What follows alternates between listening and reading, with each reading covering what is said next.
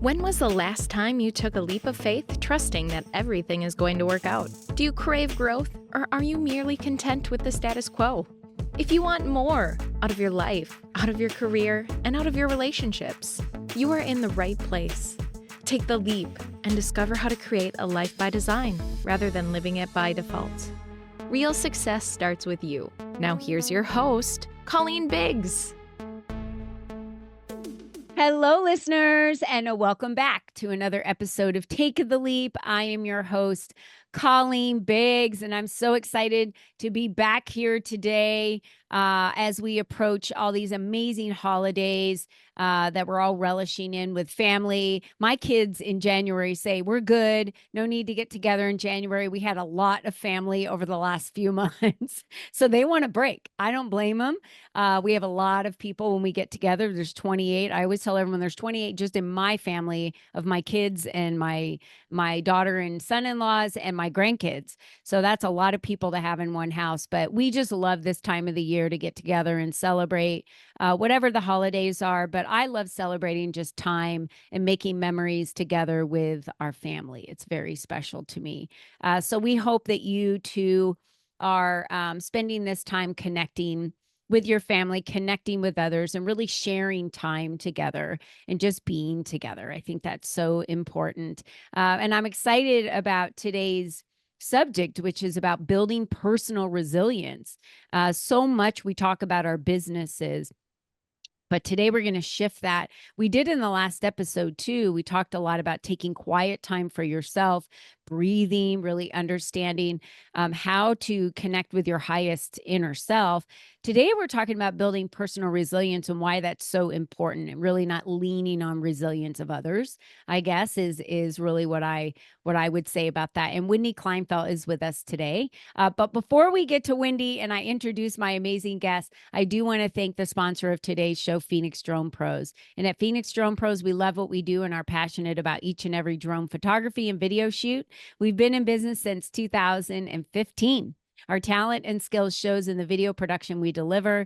We offer fast services for commercial real estate, movies, events, weddings, construction site monitoring. We also provide drone virtual tours that are all the rage right now. These virtual tours are great for team building and entertainment. Contact us today at phoenixdronepros.com to schedule your shoot online to get more information. We're now franchising. Reach out for information how you can purchase and own your own drone company today. We capture everything. Thank you, Phoenix Drone Pros, for that information. All right, let's get to my brilliant guest that we have today. Wendy is a first-generation Chinese American who is also a third culture child, having lived in 4 countries over 3 continents. She became an executive coach because she believes that part of her purpose and legacy is to uplift women into power through nurturing their feminine leadership. We're going to be talking about that today, too. She draws her expertise of over 13 years of research and cross-industry experience in companies ranging from the public sector to global Fortune 100. She's got a master's degree in organizational psychology, an evaluation, and a graduate certificate in coaching. Wendy Kleinfeldt, welcome to today's show. Thank you, Colleen. I'm really excited to be here. So a little bit for the guests, I just moved here from Oregon.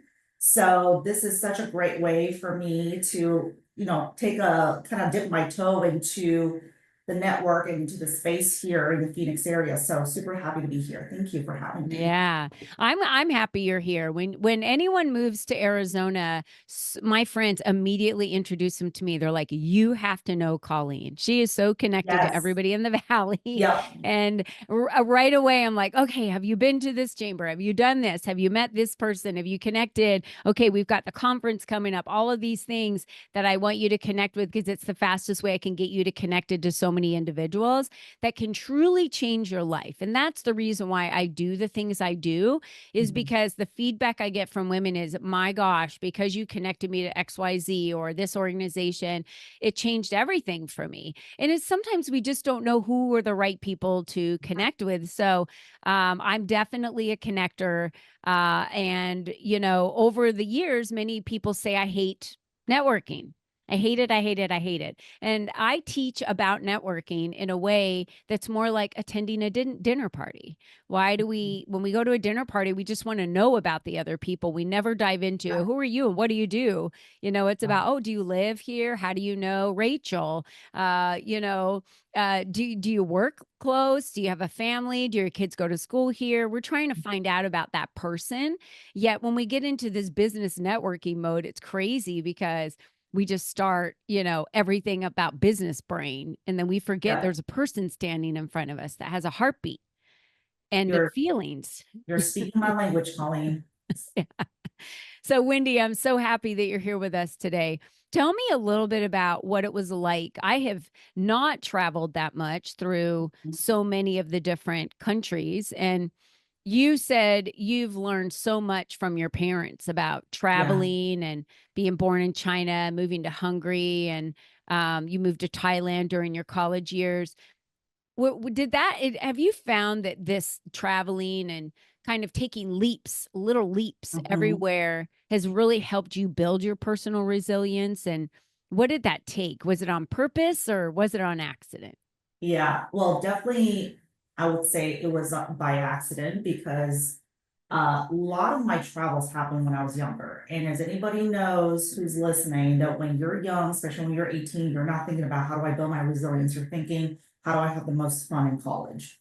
So, yes, you're correct. I learned a lot from my parents. And what I think is really interesting about my journey is that I didn't realize how resilient I was or how much resilience it took for me to get to certain stages until after the fact. So while I was going through it, sometimes you don't see above your circumstances. And if I think and I think now that if I had been more, just maybe a little more emotionally aware, or somebody had told me when I was younger that, hey, what you're doing is just part of the process. It's painful, but you can get through it. So if somebody had walked me through kind of the cycle of resilience, I think I probably would have processed certain things better. So, which is why I love sharing my story, because I want people to know that even when you do scary things, it's not always scary forever. And sometimes it's scary because you're doing something really big and meaningful. Mhm. So the first one, when I look back and some of the things I learned from my parents, and they're kind of an inspiration when things get hard and I feel like I can't do something. I think about their journey moving from China to Hungary back in like the early 90s. You know, they had a pretty comfortable life. They had a career that they could have taken all the way to the top. And they gave that up and moved us to Hungary to start brand new. I mean, it was not just a change of career, but it was a change of everything. And if you think it's scary now to move from Oregon to Arizona, I mean, some of this move was overwhelming, but I think about like my parents moving to a country where they don't speak the language. You know, they look completely different from everyone around them. So the population of Hungary is primarily, Caucasian. And so when we go there, people are like, they're just staring at us on the street because there's just nobody like us. Can't speak the language, so the food is different. We don't know how to navigate things. I just remember my parents thinking like, where do I even get soy sauce?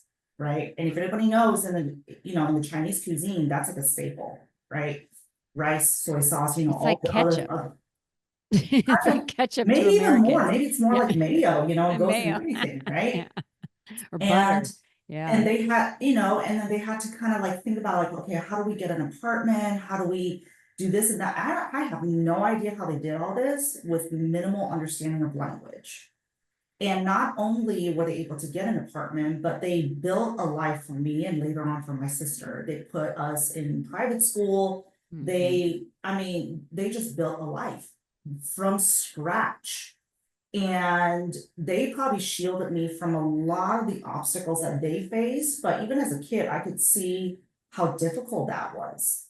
And so whenever times get hard, I think, oh, I can't do this, my business feels so hard, or maybe it's not worth doing. I think, whoa, shut up. Like your own parents moved, and this was back in the early 90s, no computers, no internet, nothing, no Google Maps, nothing, right? And they moved to a different country and found a way to thrive. So if they can do that, in some way, it's like, don't, make it proud. show them that you're part of that legacy. So that's kind of one of my early lessons with resilience, learning from my parents. That's beautiful. How working now with your clients and through that process, how have you been able to have them really kind of just understand if they have the resilience, if it's there? Is there a first step that someone takes on building that resilience? Like, I have tools that I use in my toolbox for building personal resilience. Like, I on purpose joined a dojo to build personal resilience, that my mentality, and I spent almost 3 years getting my black belt. So I went on a very long journey Yeah. of personal resilience, but I was a runner for a long time. That built a lot of my personal resilience, because these things that we do as individuals, you don't always Mhm. have another accountability partner there. And so Yeah. many of us need that in the beginning. You don't go from couch to marathon in a week. Correct. I mean, I have Yeah. done that, but I wouldn't recommend that for anybody ever, because I couldn't walk for like a whole day and a half Oh my after gosh. that. But I would say this: how would you say that someone would start in Yeah. building the personal resilience? Because this is personal, right? This is Yes. so important. We cannot lean on other people constantly to always be there to fuel our success. It's one of the habits of a high performer that I talk about and teach, which Mhm. is you have to build your own motivation. You got to build your own energy. You've got to Yeah. build that, and you can't rely on others to constantly be pouring that into you. So Yeah. when personal resilience is very different. Yeah, absolutely. I would agree. Yeah. I think resilience is not an external force. No one can Mm-mm. make you resilient, although someone can maybe facilitate a situation that eventually ends up you Creates being resilient, right? it. So what's will be interesting for the listeners is that when I was in graduate school, I actually studied a branch of psychology that dove into things like how do people become resilient. And as a project and as a paper, we actually dove into the processes and ways of doing that. So I would say, based on research, there are a couple things that people can do right away. One is a very simple exercise of reminding yourself times in your life that were challenging and that you overcame them. Mm-hmm.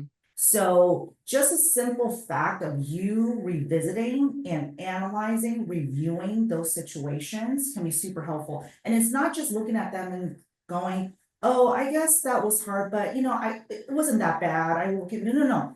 Actually sit down, take a moment and take inventory of what happened, right? So maybe you went through a difficult time in college or a hard time starting your first business or whatever it may be. How did you get out of it? Think like make a list of what was challenging and then write down everything you did to get yourself out of it and give yourself the credit. Don't say, oh, this person helped me do it. It's like, yes, we all go through life with the help of others, but inventory everything that you did. And then once you take a step back and take a look at it, you'll realize that you have a lot more in you that you just never gave yourself credit for.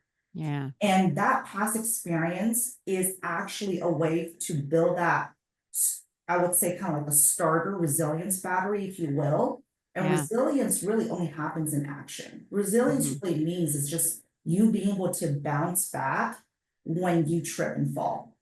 And another way of building resilience, and this may sound, I don't know if this will sound woo to people, but there's actual research behind this.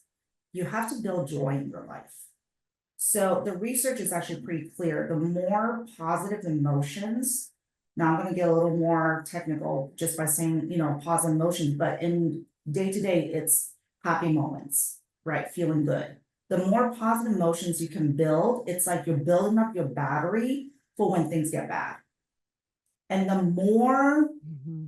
kind of storage you have of positive things, and that could be if being with your friends and family brings you joy, spend time with them. Do the thing that makes you happy because that will actually serve you for when things get tough. Now, this doesn't mean that that's all you do and you don't put in the work for what you want to do, but don't lose sight of what makes you happy while you're trying to get to the thing you want. Because if you're ignoring your happiness, then Mm-hmm. why are you doing it all? Like, what was the Agreed. purpose of doing all that? Yeah. There's a third thing I'm adding to it, which I think I've learned just over the years, which is be clear with your purpose. I think when you have to be truly resilient, you can really only be resilient if you are very tied to your purpose. If you're doing something because you feel like you have to, or because you feel like it was something you were brought up to believe that you had to do, you may not find that motivation again once you stumble. Mm-hmm. But if you're really truly tied to your purpose, like I feel like in this life, my goal, my calling is to help other people grow. And I see that need in women. And so if I don't do that well, with some of my business right now, which, that's not necessarily the case, but let's say that if it doesn't go well with my coaching, then I know that because it matters so much to me that I can try it and there's different ways I can go about it. So I would say purpose is a huge one. Yeah, when you were saying that, I want to give all the listeners a visual, because when you were saying that, I pictured this big jar, two big jars, right? And every time you had a happy moment or joy, you put a stone or a pebble in that jar. So it Yeah. starts filling up. And then along the way, when you have something happen, you've got to pull out a pebble, right? To put it into the other jar, because those are the bad things that happen along the way. What happens, think about it. You're building the happy moments, build up that jar bigger and bigger and bigger. So when the bad moments happen and you're pulling them out to put them in the bad moments jar, you still have a jar full of pebbles of the happy moments, which again is keeping that us motivated, creates energy and momentum and keeps us going, because we can always remember those times and remember when we've gotten over that, because we have that balance. But if you have more hard times than happy moments, then there's no pebbles to take out of the happy moments to fill the void that's happening in the bad moments. So you're just stuck with the void. There's nothing. And I just thought of that visual of those jars and thought, I've always told my clients, picture yourself like a battery that has, an energizer battery where you used to be able to push the two ends of the battery and it would tell you how high the charge was. That's how you should picture yourself. Are you fully charged every morning when you start your day? Because if you wake up and you're tired and you're already half charged and you do nothing to pour into yourself in the morning, then you're just going after your day to pour into everyone else. How can we build? You can't build personal resilience like that. You've got to have a full battery to do that. And the happy and joyful moments for sure overshadow all the bad, always overshadow all the bad. And that's a coaching moment in itself. And in every moment, if a client asks me, like, I don't know if I can do this, I'm really scared about this, or I'm nervous, the first thing I say to them is, when was there a moment in your past that you weren't able to accomplish something? Think back. I just want you to tell me one of the times that it was miserable and you failed and you almost died from it. Like, tell me what happened. They can never think of a moment. It's always like, no, I was able, of course. I mean, and I go, and you've overcome really hard stuff. This is not even a hurdle. This is like stepping over a puddle compared to the mountains you've climbed in the past. It's just the reminder. That's what you're telling us, Wendy. It's the reminder that we need to take a moment to get out of our head all this crap we're making up of that it's not going to work, or you're fearful, or whatever it might be. We don't know how to accomplish something when we start it. Just everyone needs to know that right now. Give yourself a break. I didn't know how to be a black belt on the first day that I walked into the dojo and bowed and said, yes, sir, yes, ma'am, in a white belt. I was in regular street clothes. I had no idea what I was doing, right? I had no idea what it was like. It was the time and the lessons and the people along the way that guided me. And that is how I finally got to the end result. So will you. So will you. You just have to trust the process and all of these tiny little things. You might think, well, I don't feel like I have very good resilience. Stop, pause, take a moment, just as Wendy said, go back and think about all of the times in your life that you have overcome something that was building personal resilience. Every single one of those is a deposit into that box. Yeah. And we just forget how amazing we are. Yes, absolutely. That last point is take inventory of the things you're good at. Because I find that most people, especially women, don't give themselves enough credit for everything that they do well. I talked to this woman once who's a stay-at-home mom, and she's thinking about getting back into the job market. I said, what are you really good at? And she was just like, I don't know. I guess I'm really good at cleaning things, organizing things and putting them, I'm like, okay, but what's the skill behind that? Like, you're not giving yourself enough credit by just saying, oh, I don't know, just these basic things that I do as a stay-at-home mom. It's like, okay, what are the skills behind that? Maybe you're a really good project manager because you can't keep track of all the details. So I think we need to actually spell out what are we good at? Because when you take a look at on the piece of paper, like, oh yeah, you're right. I know how to learn languages really quickly. I know how to pick up new knowledge quickly. Like, take credit for those, own them, because once you recognize how much power you have, all those hurdles will seem like just hurdles. And the other point that you made that I really love was that you just have to be patient sometimes and just stick with the journey, because I think we're in a day and age where everything moves so fast, like with technology moving quickly. And so for some reason, we've translated that speed to the speed of human growth. And as we know, just from the way that we operate and the way we function, we can't grow like and be as adaptive as AI. We're not zeros and ones, right? Yeah. So when we see this hugely successful entrepreneur out there, we're thinking, there's no way I could ever be that. She's this amazing, blah, blah, blah. But you know what? There was one day where she was in the exact same shoes as you, thinking, I can't do this. And the journey that it took for this person to go from I don't know to I am on top of the world was maybe harder than you thought.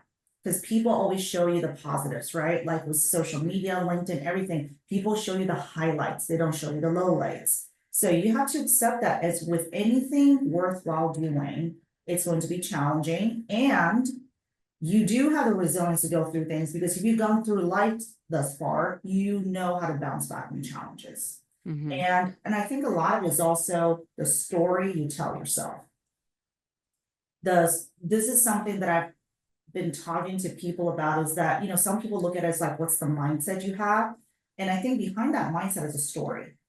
The story in your head is, I'm not good enough. I should be where, XYZ by this time, or this person's so much better because they're smarter than me, or of course that person got that deal because, their daddy's connected or whatever. So these are all just stories, and whether they're true or not doesn't matter. You have to think about, are these stories, what are they fueling in you? Are they fueling the energy that you need to put into what you want, or are they keeping you from doing something? So you have to also examine the stories that you are playing in your head, and know that the stories are just stories. Yeah. I love that you said that, because they are just stories. They really are. And the comparison of yourself to others is going to be detrimental no matter what. No one wants to record themselves having a bad day and put it on Instagram. Exactly. No one does. How do you feel about recording yourself when you're crying or having a moment? Like, no one, I wouldn't want a camera on me. I wouldn't want anything on me. I wouldn't want that documented, because for me, it's like, just let me have my moment, and then I'll move through it because I need to clear it out, and then I move on. But we don't want to remember those times either, so we're not documenting those. Well, no one else is either. And they all cry because they all have tears, and they're human. And we're all having times or moments in our lives. Women say that to me all the time, Wendy. They're like, yeah, Colleen, we'll look at you. And I'm like, I didn't start here. I didn't get birthed out of corporate America into what I'm doing right now, 6 years later. Like I did the climb. We all have to do the climb. And I know that you've got to push the rock up the hill, and it feels heavy sometimes, but it's worth the climb. It's like any mountain is worth the climb. Have you seen the beauty from the top of a mountain? It is the most gorgeous view, and you can only get that from going through the climb. Yes. You've got to go through the climb. And the last piece I would offer for people is, even though we're talking about personal resilience, that it's not something that is externally fueled, I would say though that you can still build a community around you that will help you put those happy pebbles in that jar. It's essential. Right? So your tribe and your executive board, I always say your boardroom is essential.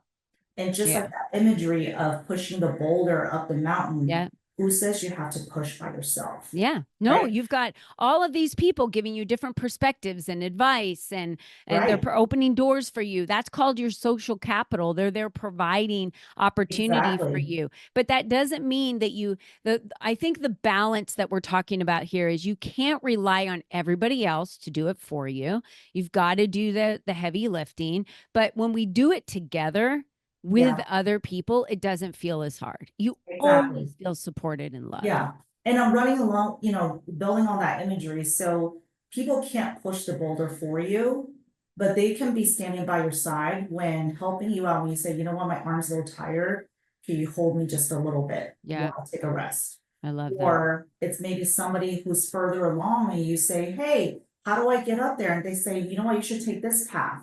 Yeah. So that's what I mean. It's easier. Yeah, that's what I mean by you It's need other easier. people, you Yeah. need community. It's not that you blindly say, you know what, I gotta do this on my own, so I'm gonna, cut everyone out. That is actually a very popular advice today among men. So Wow. I would say that this is like a lot of the alpha male like podcasts that are out about how if you're dedicated to a goal, then you just gotta make sacrifices. Maybe you don't hang out with family as much, maybe you don't hang out with friends and you gotta cut certain people out. But that's what you gotta do. You gotta focus for, 2 years, whatever, and get there. So I don't really buy into that.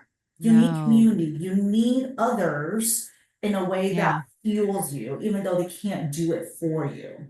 That's right. I love that. And family for us, families first. I mean, we own businesses with our family. It's families first. And everything I do supports that and fuels that. And there's got to be a foundation of your values behind why you're doing what you're doing, for sure. Absolutely. Yeah. Yep, Now, Wendy, I know there's so many people that want to know, how do I get in contact with Wendy? sure. So we have your Instagram. Is that a great place? I love that, Asian Mom Fitness. Yep. So for folks, I am also very close to becoming a certified fitness coach. So I'm an aspiring bodybuilder one day. That's gonna be my climb. My Everest is to get on stage. So Asian Mom Fitness is my fitness account. You can, get in touch with me, follow me to get inspiration, to get some advice. Love that. I also have at Wendy K Consulting, which is kind of more on my leadership coaching side. I will respond to anything. My website is wendykconsulting.com. Mhm. Email is simply wendy@wendykconsulting.com, and you can find me also on LinkedIn. I'll respond to any form of communication or any mode. We've also got your LinkedIn, so they Yeah, can click on LinkedIn. That's one of the absolutely. best ways to probably just message you Absolutely. privately, Yeah. or on Instagram to message you privately as well. And then when you go to wendykconsulting.com, there's a way for you to connect with her. You Yes. can, book a call with her. This is your chance to say, I need to build more personal resilience. I need someone by my side that's really going to help me. And sometimes we don't know who that person is going to be until we have a conversation with them. And you've learned a little Absolutely. bit about Wendy today, so you felt her energy. But when you get to connect with her, you get to ask her questions, and she's going to let you know if she feels like she might be the right person along the journey for you to add her to your executive boardroom. And maybe she's not the right person to sit in the seat. I always say, we don't know until we have the conversation with someone. And then Absolutely. something tells us it's right or it's not right, Yeah. and it's that conversation you need to have. So never be afraid to have those conversations, reach out to someone, email, get to know them a little bit better. And then you can make your decision from there. So, Wendy, thank you so much for being on today's show. I'm excited to see you at all these local events that are happening around here Thank this you. year. And I cannot wait to see you more and introduce you to more people, and really start filling your Rolodex to where you're going to be like, Colleen, it's full. I'm good for now. And I'll let you know when I need some more contacts. So, Oh, uh, Colleen, I am so grateful, and you're so right. Before I moved here, our mutual contact was like, you have to meet Colleen. yeah, So Susan's here we are. amazing. Yeah, Yeah, I love her, love her. So to all my listeners out there, I just want to remind you, as I always do at the end of every show, you're the only you that's ever been. I love this so much because you're the only you that will ever be. You are special. You are special beyond a shadow of a doubt. And the more you build your personal resilience, the more happiness you're really going to have in your life, because the belief that you develop in yourself through personal resilience will get you through so much, because when other people tell you you can't do it, you know deep down I can. And then there's no other better feeling than that. And we'll leave you with that today. So until next time, listeners, don't forget, be you and be strong. Bye-bye for now. Bye.